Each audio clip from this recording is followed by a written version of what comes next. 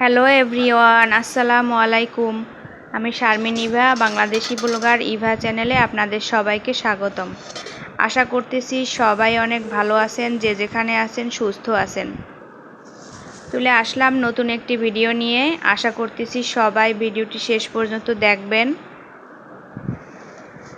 আর ভিডিওটা হলো আমি দুপুর থেকে শুরু করছি।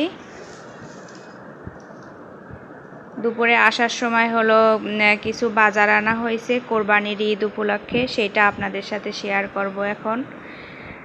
আর এখানে হলো সেমাই আনা হয়েছে, লাচ্ছা সেমাই আনা হয়েছে 2 প্যাকেট, আর হলো সয়াবিন তেল আনা হয়েছে, আর এইটা হলো চিকুন সেমাই। তো এটা বাসায় আছে সেজন্য 1 প্যাকেট আনা হয়েছে। আর এগুলো হলো দারুচিনি,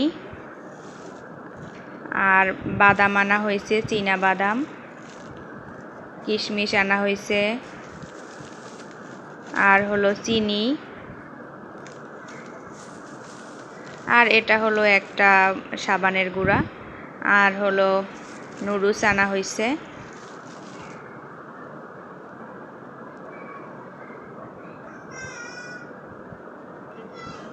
আর এই তো সমস্ত বাজার এখানে রাখা হয়েছে। আর দুধ নিয়ে আসছে, তারপরে পোলাওয়ের চাল, আম, আর হলো গরুর গোশত। আমি হলো এখানে পানি নিয়েছি, কারণ এখন আমগুলোকে ভিজাবো। কারণ আম আমরা সব সময় খাওয়ার আগে ভিজিয়ে তারপরে খাই, কারণ কেনা আমে ফরমালিন থাকতেই পারে। তো সেই কারণে আগে নর্মালি 20 মিনিট আধা ঘন্টা ভিজিয়ে রাখি, তারপরে খাই। আর আমি হলো এখানে সব আমগুলো একে একে দেখতেছিলাম যে কোনগুলো আর কি বেশি নরম, তো ওইগুলো আর কি আগে খেতে হবে, সেজন্য আর কি একটু দেখে দেখে ভিজাইতেছিলাম।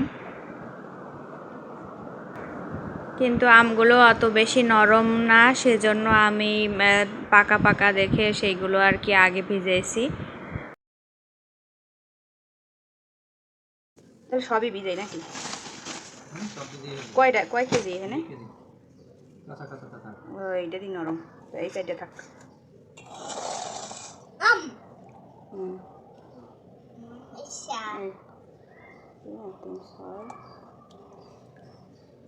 আটটা।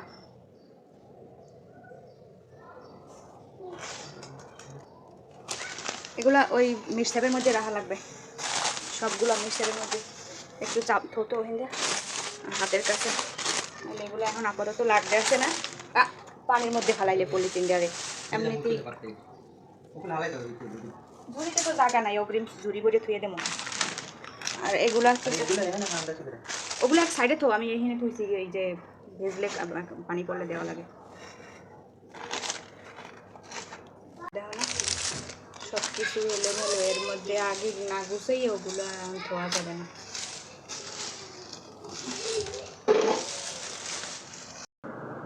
এই তো আমি এখানে এখন খাওয়ার জন্য কিছু আম ভিজাই নিছি পানিতে। তো এটাকে আমি আধা ঘন্টা 30 মিনিটের মতো রেখে দেব ফরমালিন মুক্ত করার জন্য। আর এখানে কেউ চাইলে ভিনেগার দিতে পারে, তাহলে আরও বেশি ভালো হয়। আর আমি হলো এখানে মসুরের ডাল নিয়েছি। তো আজকে হলো অন্য উপায়ে মসুরের ডাল রান্না করব। আর এখানে হলো আমি ডালগুলোকে ধুয়ে একটু ভিজিয়ে রেখেছি কিছু সময়। আর এই তো আমগুলোকে কেটে নিয়েছি। এগুলো হলো হিমসাগর আম, খুবই মিষ্টি। এর আগেও একদিন আনা হয়েছিল। তো আমগুলো খেতে অনেক ভালো, একদমই আঁশ নেই এবং অনেক মিষ্টি। কিন্তু আজকেরগুলো একটু সাইজে ছোট, কিন্তু অনেক মিষ্টি। সেদিনের আমগুলো ভালো ছিল। এই তো আমি এখন চুলাতে বসায় দিলাম ডাল।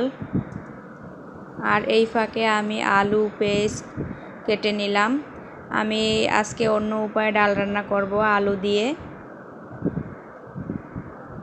এই তো ডালগুলো সিদ্ধ হয়ে গেছে। আর এখন আমি কাঁচামরিচ পেস্ট, তারপরে রসুন, এগুলোকে কুচি করে নিয়েছি। আর আলু ভালোভাবে ধুয়ে নিয়েছি। এখন আমি রান্নাটা বসাবো। চুলায় কড়াই দিয়ে দিয়েছি।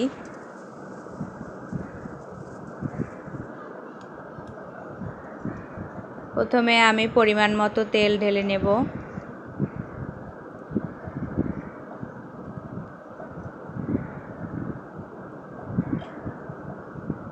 আজকে আমি কোনো মাছ মাংস রান্না করতেছি না, আগের একটা তরকারি আছে আর শুধুমাত্র এই ডাল রান্না করব আলু দিয়ে। তো এইভাবে রান্না করলে বাপ ছেলে দুইজনই পছন্দ করে, ওদের পছন্দ আর কি। তো ওরাই বলছিল আর কি আমাকে এইভাবে রান্না করতে, আমার হাজব্যান্ড বলছিল। তো সেই জন্য এইভাবে রান্না করতেছি অনেক দিন পরে। তো এখানে আমি প্রথমে পেঁয়াজটাকে তেলে ভেজে নিছি, পেঁয়াজ রসুন কাঁচামরিচ। এরপরে কিছু গোটা মশলা দিয়ে দিয়েছি, দারুচিনি, তারপরে এলাচ, জিরে আর হলো তেজপাতা। এগুলোকে একটু ভেজে নিলাম। আর এখন দিয়ে দিয়েছি হলুদ। এরপরে পানি দিয়ে দিলাম। দিয়ে এখন সব মশলাগুলোকে একটু ভালোভাবে কষাইয়া নেব। আর এই তো মশলা কষানো হয়ে গেছে, এখন আমি সেই আলু কুচিগুলো দিয়ে দিলাম। আলু যেহেতু শক্ত, একটু সিদ্ধ হতে টাইম লাগে, সেজন্য আমি এটাকে কমপক্ষে 10 মিনিটের মতো লো আঁচে একটু কষাইয়ে নেব, সেই সাথে একটু সিদ্ধও হবে। আসলে আমি কোনো রান্নার রেসিপি শেয়ার করতেছি না, আমি জানি আমি অত ভালো রান্না পারি না। তো জানি আমার আপুরা আমার থেকে অনেক অনেক ভালো রান্না পারে। তো আমি চেষ্টা করতেছি যতটুকু করি আপনাদের সাথে শেয়ার করার। তো ভুল ত্রুটি হইলে সবাই ক্ষমার দৃষ্টিতে দেখবেন। এখানে আমি লবণ দিয়ে কষাইয়ে নিলাম। আর এখন হলো আমি সেই সিদ্ধ করা ডালগুলোকে এর মধ্যে দিয়ে দেব, দিয়ে একটু কিছু সময় নেড়ে চেড়ে নেব।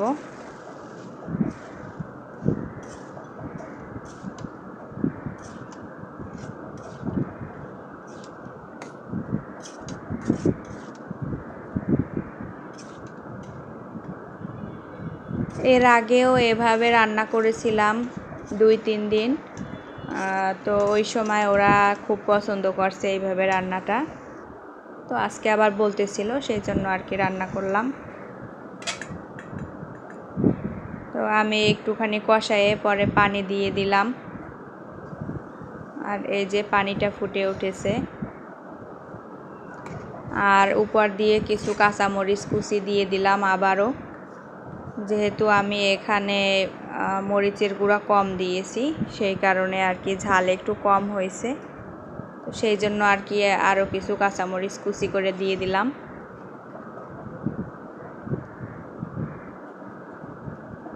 আর এখন হলো একটু নেড়ে চেড়ে দিতেছি।